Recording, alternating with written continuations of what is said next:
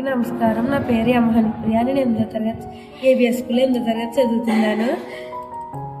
ఇక్కడ డేట్ ఎలాగ వచ్చిందంటే equal to test bracket open seat అక్కడ ఎందుకు వచ్చిందంటే డేటు సెలెక్ట్ చేసుకొని కామా అపోస్ట్రఫీ నాకు డీల్ పెట్టుకున్న తర్వాత అపోస్ట్రఫీ బ్రాకెట్ క్లోజ్ పెట్టుకోవాలి. అప్పుడు ఎంటర్ చేసుకున్న తర్వాత అక్కడ థర్స్డే వస్తుంది. అప్పుడు అక్కడ నెంబర్ మార్చుకోవాలి. నెంబర్ మార్చుకుంటే అక్కడ సండే వస్తుంది. Thank you.